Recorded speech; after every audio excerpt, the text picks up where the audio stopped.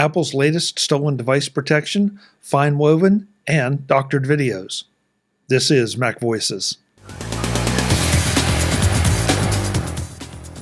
MacVoices is supported by the MacVoices Slack.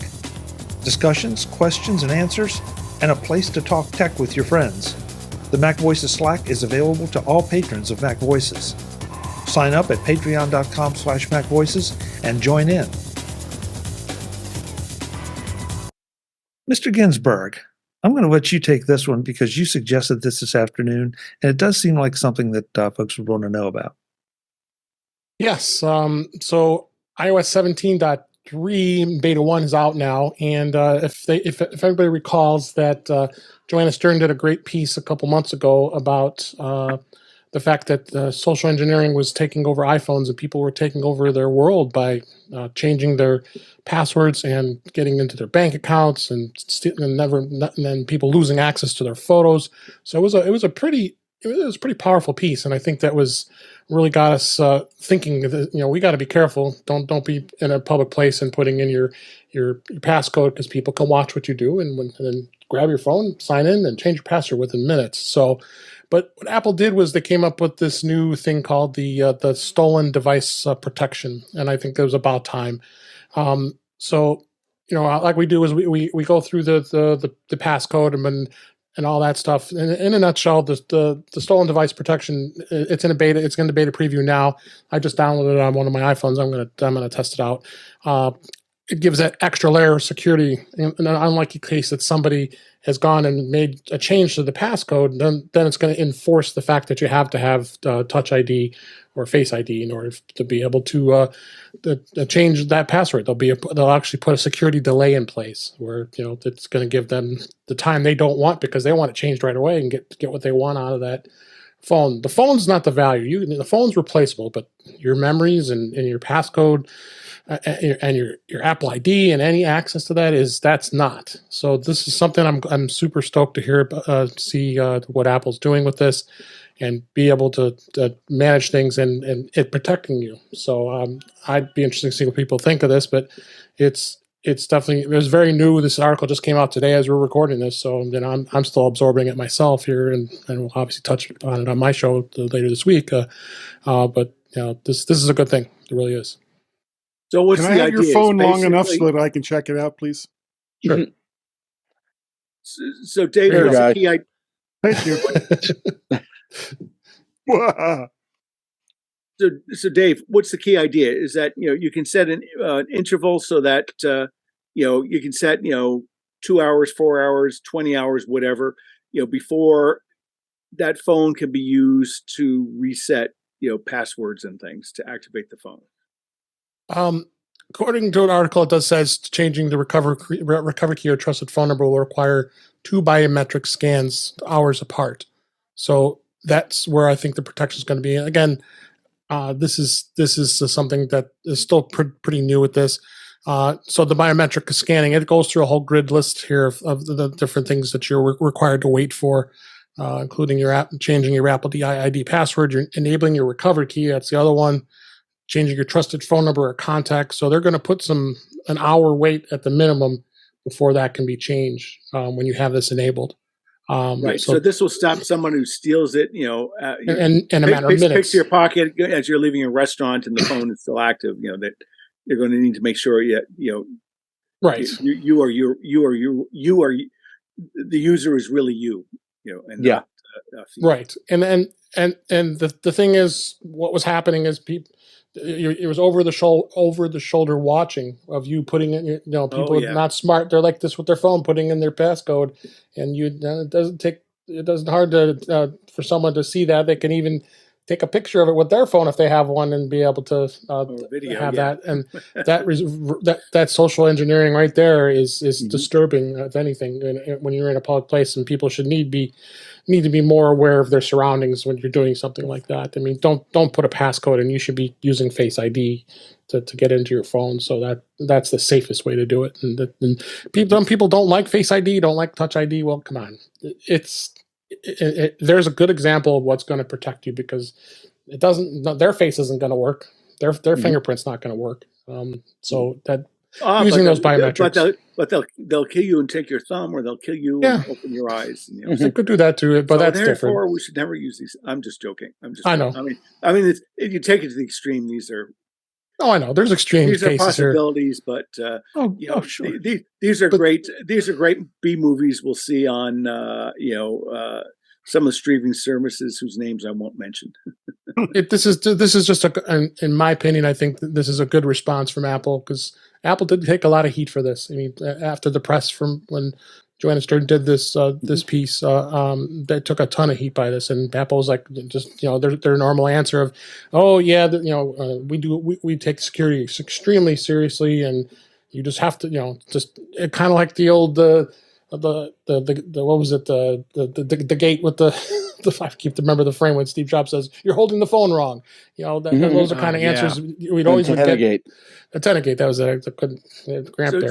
So Dave, do you remember how many years ago it was that I guess when Apple started introducing all the biometrics that the theft rate of Apple phones just collapsed? Oh yeah. Yeah. Well, absolutely. When did they first have the first Face ID? Was that iPhone 10? Oh gosh. Or yes. Yeah, that sounds about right.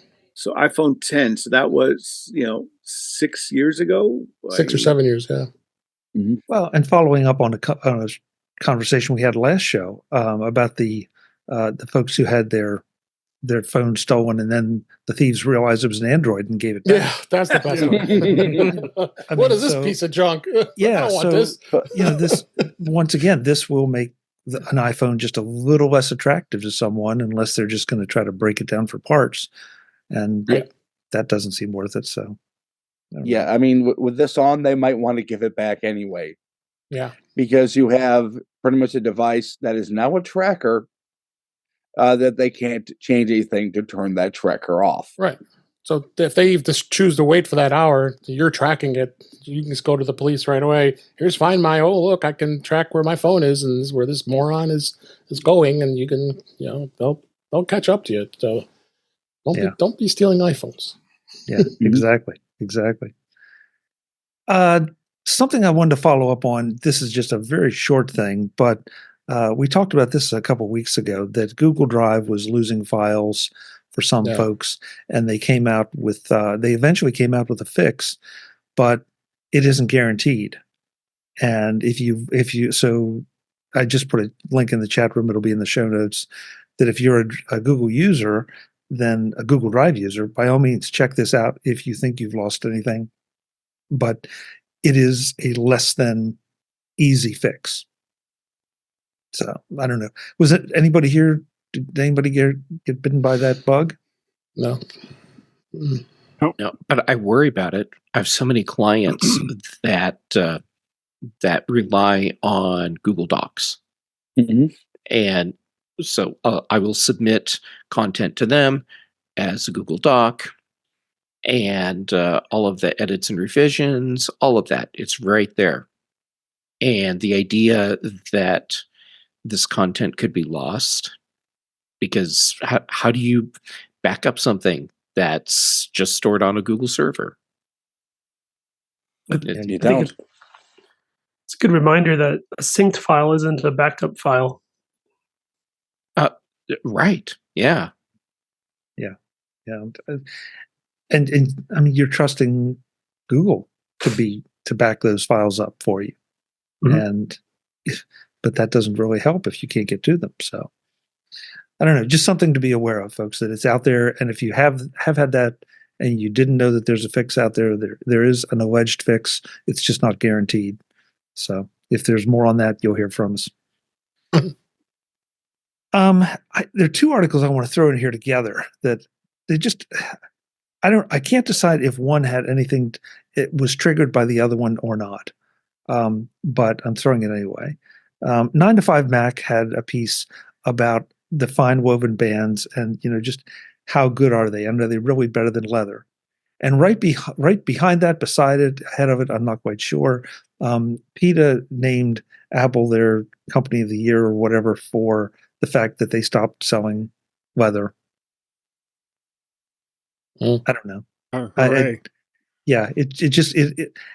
But what was interesting, I know Ken Ray had we're doing a lot of Ken quoting tonight, but he had asked for some of his listeners to comment on their FineWoven bands, and I know I've talked to some people, and originally there were a lot of people dissatisfied, but now it seems like it's backing off. It's like, well, they're not too bad, or they are okay, and there's still a few problems with them, but overall, it doesn't sound like there's the great dissatisfaction that there was.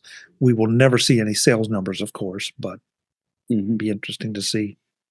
Anybody here? The whole thing, yeah. Well, I mean, I haven't tried them and I haven't seen them, but when you charge Apple prices for something like watch bands, and they're not going to be as long lasting as the item that they are meant to replace, then that's an issue. And it doesn't really matter if it's virtual signaling because it's not made of leather, or what kind of accolades you get from an organization like PETA. If it's not as good as what it's replacing, then stop selling the leather bands, but don't sell these either, especially at Apple prices. Let people make up their own minds. I thought it was ironic though that the 9 to 5 Mac, was sort of saying, okay, well, there's some problems with them, but they're still pretty good. But go out, and other people are still selling leather, so go out and sell leather or buy leather. It's like, okay, that's. Well, at the same time, the people that are buying the third-party leather straps, for the most part, weren't going to buy Apple leather straps either. They're buying cheap watch bands because that's what they want to buy. I don't spend a lot of money on watch bands. The one I have, I don't even know if this is like real leather or what, but it was just a cheap watch band. It doesn't really matter to me because it's there to perform a function, and that function is to keep my watch on my wrist. Everything beyond that is a bonus. I've always had the worst luck with Apple's cases, and I mean the bands have been okay. I mean, I never really I never bought a leather band from Apple, but the cases were just always just so bad, poorly made, and just, I mean, they would wear out. I mean, within 6 months, and then I'd exchange them, and then they would happen again. I was like, well, why am I wasting my time and money on an iPhone case, on Apple branded case, when this happens? So, but good for them to get away from leather products, and that's fine. And there's plenty of third party companies out there that are still doing it, and if you choose you want to do it, that's great. But Apple, I think, was smart in this case, my opinion. Brian? I was reading the article and mentioned that so far, I guess the new Apple Watch band is holding up decently, but there were some aspects. I think he said it felt very loose, like you would wear it for part of the day and it would kind of loosen up a little bit. So some different quality issues besides like the wearing of the fabric. On the article, he does mention that at $99. There's a lot of other choices that might hold up a little bit better, not just the fabric itself, but the quality of, I guess, the clasp staying closed. Yeah, you could buy 2 or 3 of them for that $99. Mm-hmm. Yeah. Go ahead, Ben. The one thing I'm kind of wondering about is not the quality of them this year, it's the quality of them next year.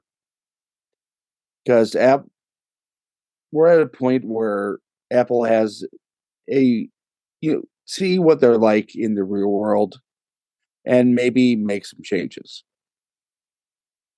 So you're referring to whether there'll be a revision to it, not to how well they'll have held up after 2 years. Correct. Okay. Yeah, I mean, you're right. This was something new, and we all know how first-gen products go. So, Craig in the chat room says the bands do loosen, and that's frustrating. Yeah, I've had that firsthand experience with that. So, are they like stretching? Yeah. Okay. He says it loosened up so much I just stopped wearing it. And Craig, I assume you're referring to the Apple bands, because I want to understand this. I mean, how much can they stretch? I guess if you just have one that slips on and is supposed to adhere to your wrist, fit your wrist, that's fine. But don't you have the option just to pull it down another notch and tighten it up? Well, in my experience, it was the solo loop band that's the sized band that stretched out on me after a time. So I was kind of disappointed that happened. But the leather ones, yeah, they could stretch out too. I don't know. I don't have any experience with the leather band, but yeah, you could go another notch in those cases. But the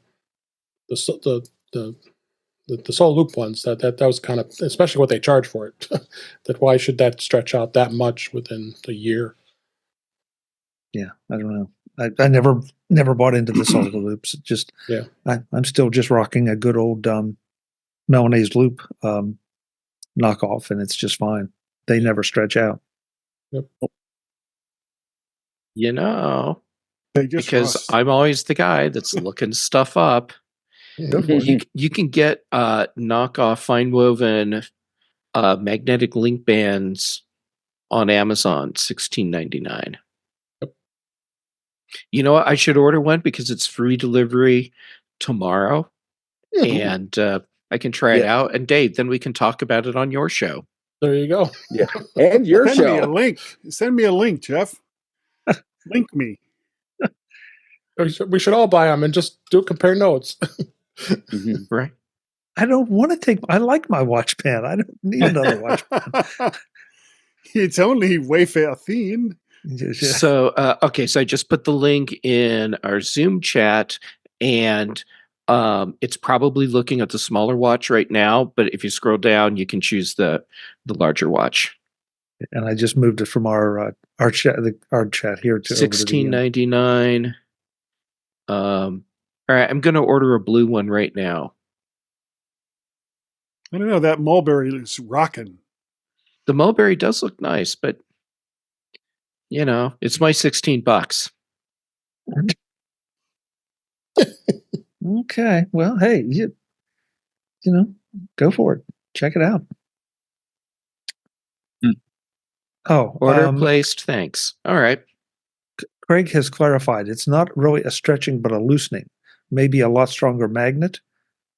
So you're using one of the magnetic ones, Craig. Okay, that's interesting. Because I have had that experience with knockoff Melanies and others where the magnet wasn't strong enough and it wouldn't stay in place. Yeah. Yes, and I've had the opposite where my knockoff Melanies loop would tie me to the table. Well, it's been yeah. I've been known to steal We're not judging a lot of hardware, like silverware, with it. Accidentally, of course. But I can say this, it makes a difference, because if you're wearing a magnetic banded watch to swing a golf club, that magnet better stay in place, or your watch is going to be making a trip down the club head to smash into it. I kind of want to see a video of that. Not with not my your watch, Chuck. No, I want you to take the video. Thank you.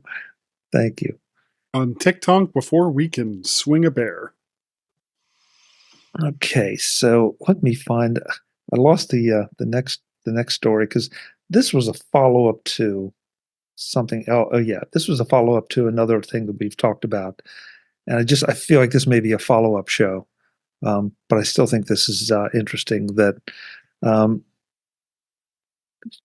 to quote Engadget, 23andMe frantically changed its terms of service to prevent hacked customers from suing. Well, too late, isn't it?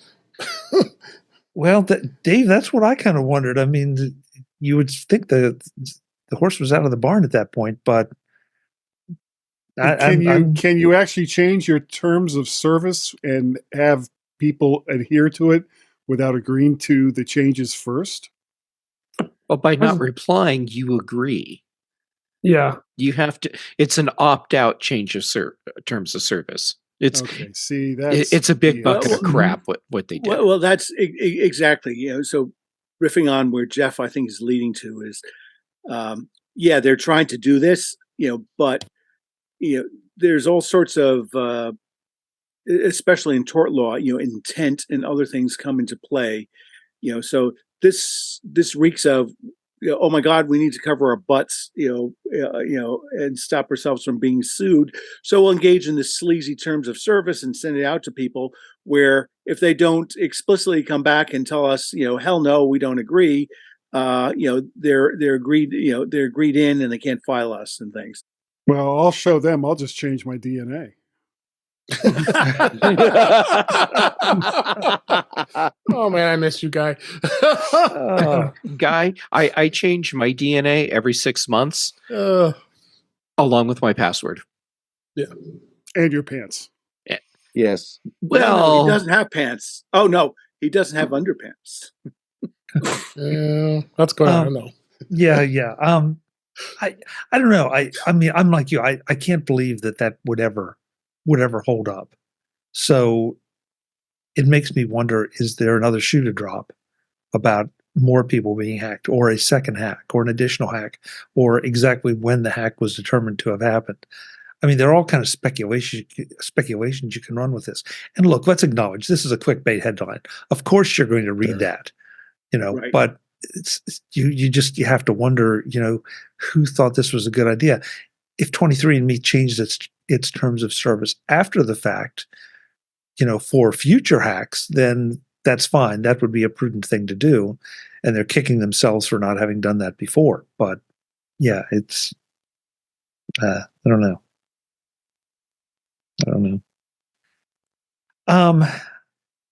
This is another one that it seems so timely. But this is from NBC News that U.S. celebrities were tricked into recording videos later doctored into anti-Zelensky propaganda. Okay. I mean, did you guys see this? No. Chuck, I saw this, and this is an ongoing problem. The whole the celebrity cameo market thing. There have been so many cases or incidents over the past few years where they pay for the celebrity to say, "Hey, happy birthday, Chuck," and do the little thing. You get the video; it's really cool, but they're having them say things that are totally fine, but they are like targeting or having them say them about someone where it can now be used inappropriately. So this is not a new thing. The fact that it's now happening in the middle of a very political war situation.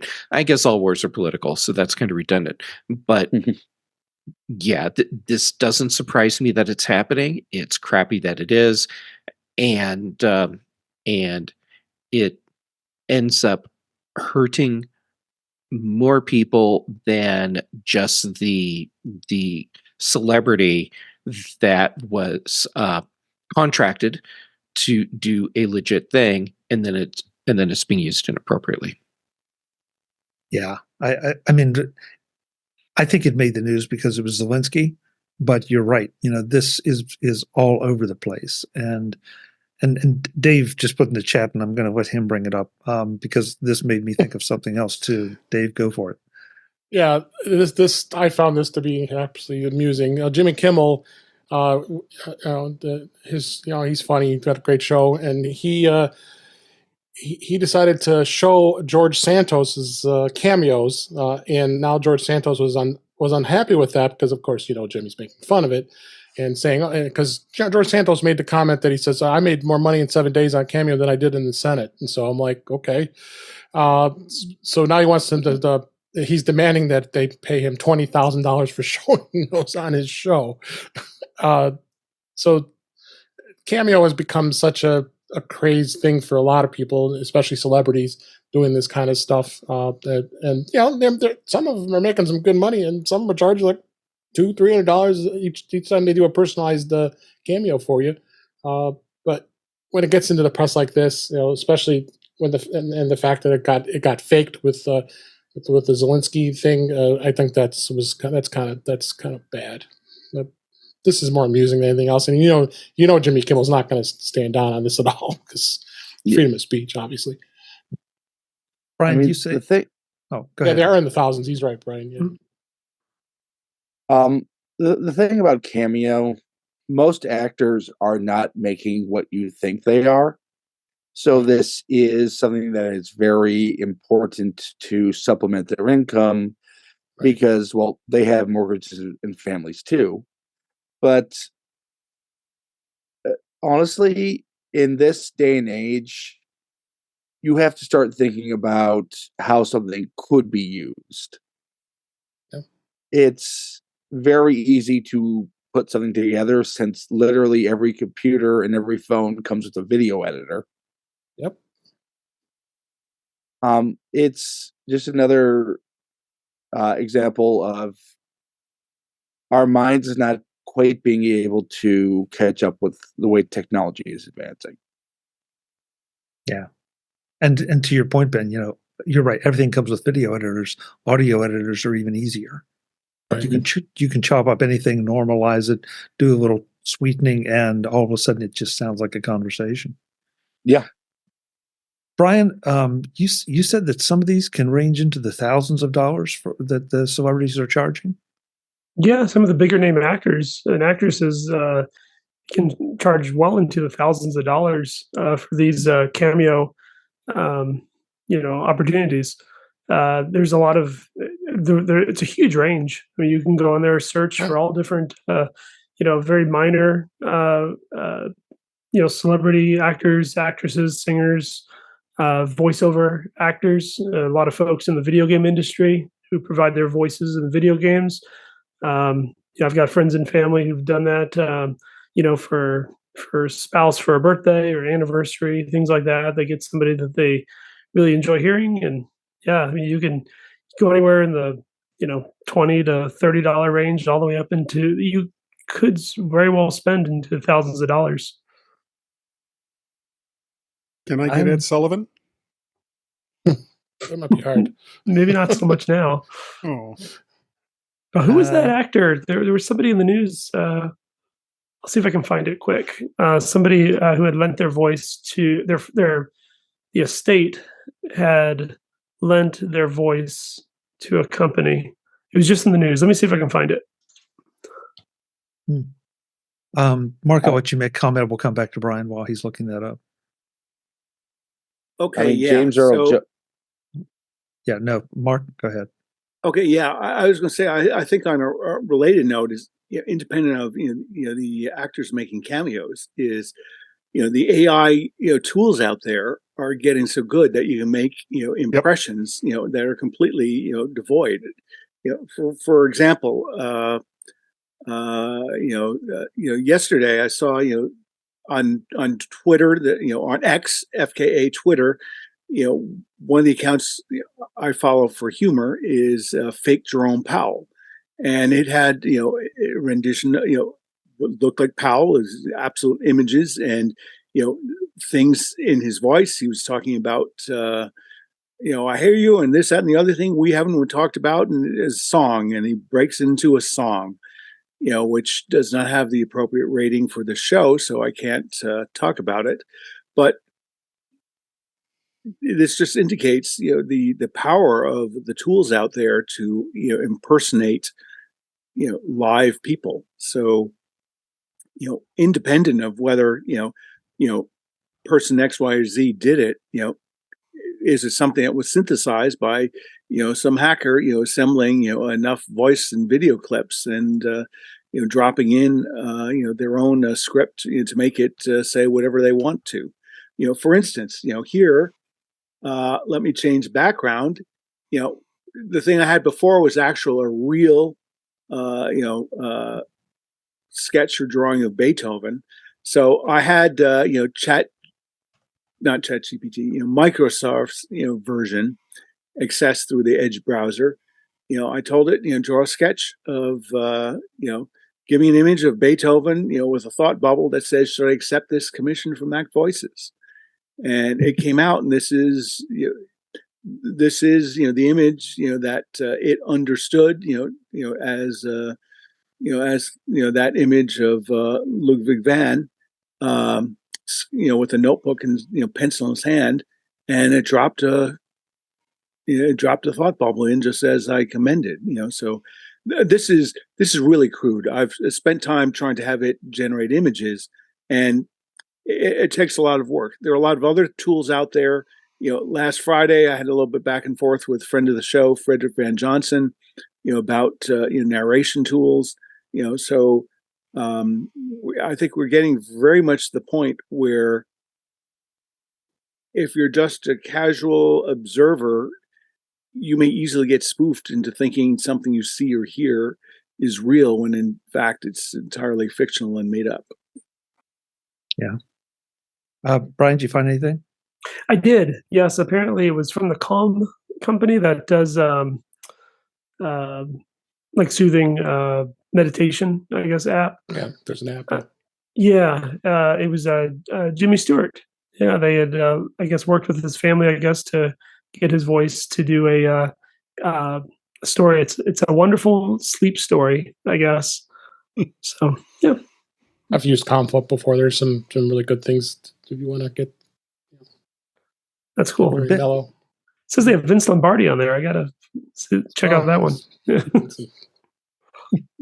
Ben, you brought up an interesting point too about someone that has already sold his voice. Yeah. If anybody has watched the, I forget if it was this past year or the year before it, the Obi-Wan Kenobi series, that was done after James Earl Jones had retired. Basically, he sold his voice likeness to Disney for them to be able to use for the character going forward.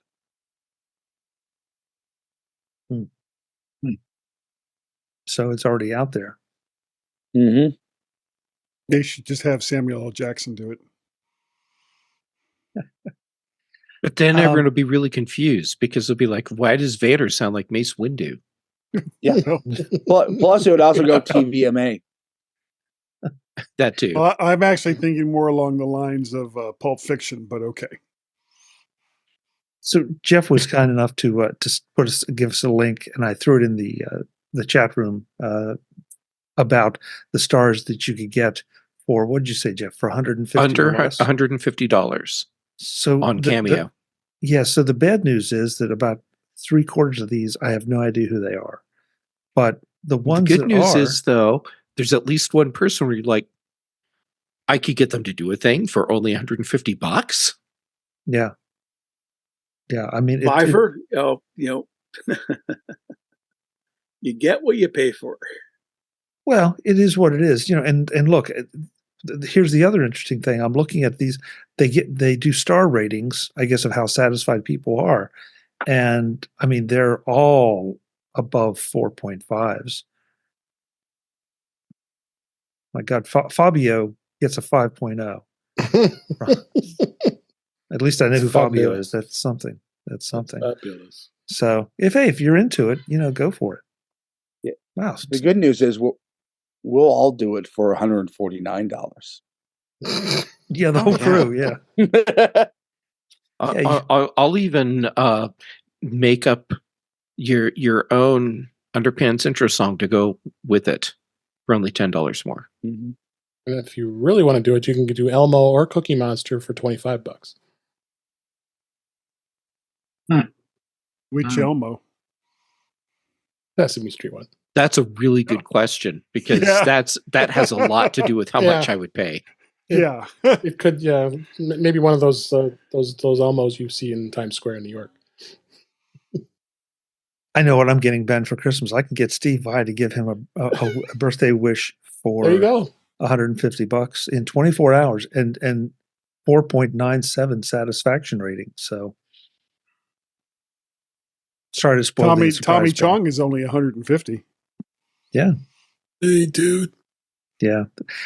But it isn't here. It's interesting. Mark brought up the strike because there was a specific carve out for folks appearing at conferences fan conferences that they could continue to, I'm pretty sure it was sell their photos and sell their autographs and not have that be considered in violation of the strike. Because some of the smarter actors, I guess, advocated for that a lot of these folks, are past their prime, they're retired. This is one of their main sources of income, and not to deprive them of it. So I would love to know, out of sheer curiosity, whether this kind of thing would have been considered in violation of the strike or not. I'll have to ask some of my friends who are SAG-AFTRA or ACTRA members. Yeah, I'd be real interested, Ben, because God, it seems like we keep getting into gray areas here on MacVoices. But what? No, but it's the way the world is changing. It used to be this is pretty obviously yes or no, and now all of a sudden, I'm sorry, Mark, I interrupted you. Yeah, I was just going to say in a past life, I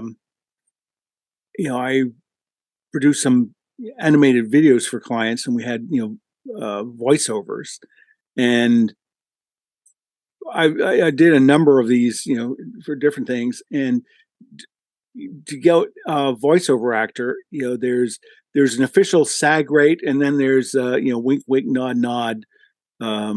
You want that voice, no one will ever recognize it, and it's a lower rate. So there's a hell of a lot of gray area involved in these things. But I think anything with somebody's face, you'll get nailed for that. Your voice, whoever was saying Samuel L. Jackson, or Morgan Freeman, or Tommy Lee Jones, those are unique voices. But a voice actor, doing something in style that you detect, that's hard to trace back. So of course, somebody of that fame probably wouldn't do a budget voiceover video production, but we get back to this issue of authenticity and what different members or performers are able to legally do, not legally do, but are allowed to do under their labor union and other contractual regulations. Yeah, it's again, it just goes to show you just how much things are changing, and heck, somebody could lift our audio off of MacVoices. They probably can't lift our video, but they can lift our audio and make us say all sorts of things. Sure. I mean, Jeff, think of what Jeff Gamet has said in After Dark. The things that I have said on this show over the years. Could you imagine a video of Jeff saying, "I love underpants. My favorite brand is," and then fill in the blank. I'm surprised that hasn't been done. Love underpants? It's the brand question. Is endorsed by Jeff Gamet. I guess at this point, I probably should not say names of underpants brands so that my likeness isn't totally ripped off. So it would be like I could say, "Wow, I really love underpants. My favorite brand is," and then someone else goes, "Hello," and it doesn't even sound like me. And someone's going to get rich at my expense. Jeff, no question, right there, Jeff. Next time on MacVoices, we talk about why Tidal is still around, why the Apple Card may not be premium enough, and a whole lot more. That's next time on MacVoices. I'm Chuck Joyner, as always. Thanks for watching. Visit MacVoices.com for show notes and to connect with Chuck on social media.